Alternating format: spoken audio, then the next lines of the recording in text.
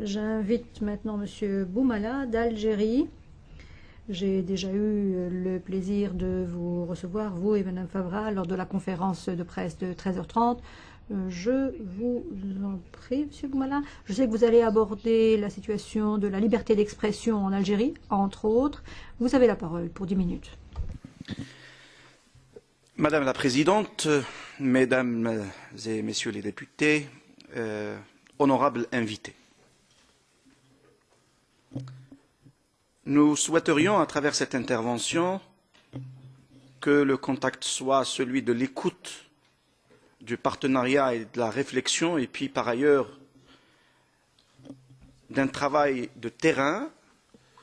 qu'une audition dans le sens traditionnel du terme. Par ailleurs, nous souhaiterions également vous exposer un certain nombre d'idées, de réalités relatives à un certain nombre de points qui constituent une sorte de blocage de nature politique, institutionnelle, juridique et opérationnelle, parce que ce sont des blocages qui mettent la société en général et les défenseurs des droits de l'homme et les journalistes particulièrement dans une situation de péril, de difficulté. L'Algérie a connu un début de transition démocratique respectable. Malheureusement, il y a eu des dérapages de nature politique, aussi bien au sein du pouvoir qu'au sein d'une certaine opposition intégriste. Mais il se trouve que ce grand dérapage a conduit à une situation de réconciliation entre les deux partenaires de la crise, c'est-à-dire les deux acteurs qui étaient à l'origine de la crise, mais la société en général s'est trouvée piégée par une certaine panne historique, et par ailleurs, c'est cette même société que nous représentons ici, d'une façon ou d'une autre, c'est elle-même qui a payé la facture. Elle paye cette facture de crise, de panne, de blocage politique sur un certain nombre de points. L'Algérie, qui était au début des années 90 une expérience extraordinaire en matière de liberté d'expression, de liberté de la presse, de promotion d'une nouvelle génération de journalistes, se trouve maintenant depuis une dizaine d'années dans une situation de régression assez dangereuse contre toutes les possibilités de liberté d'expression, de constitution de création de journaux et d'interventionnisme direct, aussi bien des pouvoirs du gouvernement, de l'administration, que des services de sécurité dans l'exercice direct de la profession journalistique, c'est-à-dire celle de l'information. Il y a là une proposition à faire, et celle que tout le monde défend, particulièrement les journalistes et les défenseur des droits de l'homme, c'est la levée de cette obligation juridique et sécuritaire quant à la demande d'autorisation pour le lancement de toute publication en Algérie, un quotidien, un hebdomadaire, un magazine, une revue, etc. Ainsi que justement cette mainmise, cette tentative de mainmise sur les nouveaux médias, c'est-à-dire cette tentative de bloquer les expériences nouvelles en matière de liberté d'expression à travers Internet. Et nous savons maintenant, nous avons des échos, que le pouvoir en place va commencer à préparer une armada de textes de loi pour justement bloquer toute possibilité d'accès à ce mass média, en l'occurrence les réseaux sociaux, etc. Il y a également un problème de fond et que le pouvoir refuse catégoriquement d'ouvrir, c'est celui de l'audiovisuel, c'est-à-dire le champ audiovisuel, aussi bien privé, pour l'investissement privé, qu'un moyen d'expression d'une certaine classe politique d'opposition, cette même opposition qui se trouve dans une difficulté extraordinaire, parce que le pouvoir lui interdit tout accès aux mass médias lourds, il lui interdit également l'espace public, c'est-à-dire tout type d'organisation, tout type de rassemblement qui ne passerait pas par une autorisation bureaucratique, c'est-à-dire de l'administration centrale, cela veut dire des services de sécurité. Il y a également, sur le plan du code pénal, il y a une loi qui est utilisée comme l'épée de Damoclès sur la tête de l'ensemble des journalistes et des intellectuels, de ceux qui veulent s'exprimer, qu'il faudrait justement abroger, et cette loi elle est relative donc au délit de l'opinion et à l'emprisonnement des journalistes. En voilà un pays qui a connu une expérience extraordinaire, qui tend maintenant vers et qui connaît chaque semaine, chaque mois, des procès contre des journalistes, contre des journaux, des directeurs de publication, etc. Et c'est malheureusement une régression qui n'est pas du tout féconde sur le plan de la liberté de l'expression et sur le plan de l'engagement des journalistes et des défenseurs des droits de l'homme en général. Il y a également un problème de fond qui se pose et qui est de nature institutionnelle, c'est le refus catégorique de donner, d'offrir aux intervenants la possibilité d'accès à l'information et de son exploitation et de sa diffusion. Ces mêmes problèmes de liberté d'expression en Algérie conduisent à un problème de fond également, qui est relatif donc à la corruption,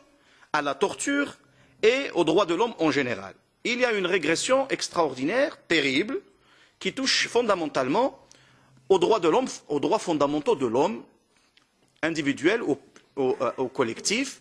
les droits d'organisation, le droit du rassemblement, le droit tout simplement de dire non aux agissements et aux pratiques du pouvoir en place. Et pour cela, il y a une sorte de rapprochement entre les différents partenaires du pouvoir en place qui ferment tous les accès, toutes les possibilités d'expression, aussi bien pour les organisations des droits de l'homme qu'à la société, qu'aux partis politiques, etc. Et nous souhaiterions dans ce sens-là qu'il y ait un conditionnement et une conditionnalité de toutes sortes de partenariats avec l'Union européenne qui concernerait justement ce droit de la société à s'exprimer librement et à s'organiser, à lancer des associations, etc. Et un observatoire indépendant euro-arabe serait peut-être un moyen de contrôle, de suivi des situations de torture, des situations de droits de l'homme, des situations de liberté d'expression dans nos régions. En dernier lieu, il est nécessaire pour nous aujourd'hui, nous sommes ici à l'intérieur d'une institution qui représente les peuples européens,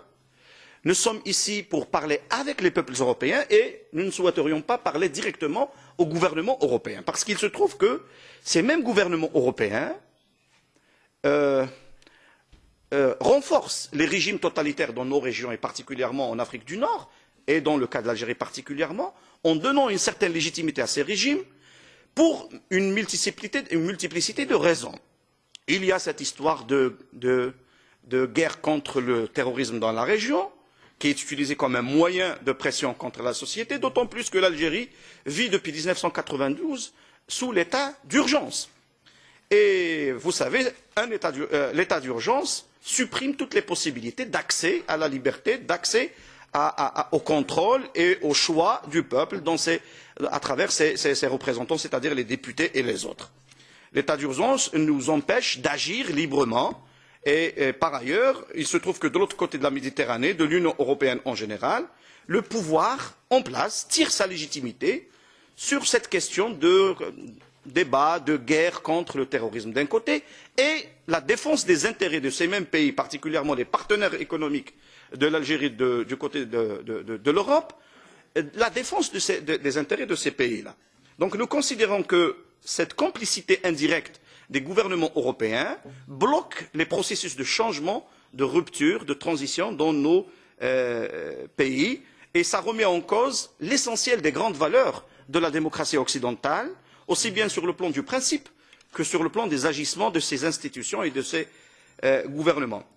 Par ailleurs, et le plus important pour nous en tant que société civile, c'est de créer et de renforcer les différents types de réseautage, c'est-à-dire des réseaux, entre justement les différents acteurs de la société civile, des défenseurs des droits de l'homme, des journalistes, des espaces publics d'expression et également d'apprentissage de la chose publique, c'est-à-dire de la pratique politique, aussi bien pour la classe politique que pour les intellectuels, que pour les journalistes et que pour tous les intervenants qui interviennent sur le terrain politique, le terrain des droits de l'homme et de la presse, pour défendre un certain nombre de valeurs, en l'occurrence la démocratie et la démocratisation. Donc, nous nous adressons à vous aujourd'hui, non pas pour vous substituer à nous, on change la situation chez nous. Nous croyons que le changement ne viendrait ni de l'Europe ni des États-Unis d'Amérique. Il ne pourrait venir que de l'intérieur de ces pays à travers les acteurs locaux, à travers les intervenants locaux, mais à condition qu'il y ait un partenariat sur le plan des grandes valeurs et des grandes actions communes entre les acteurs chez nous, les différents acteurs du changement chez nous, et la société civile à travers les représentants de cette société civile, et nous avons l'honneur aujourd'hui d'exposer cette somme d'idées à vous, intervenants, faiseurs d'opinion, de l'opinion publique européenne. Vous êtes les représentants du peuple, nous comptons beaucoup sur vous. Je vous remercie. Nous comptons beaucoup sur vous. Je vous remercie. Nous comptons beaucoup sur vous. Je vous remercie.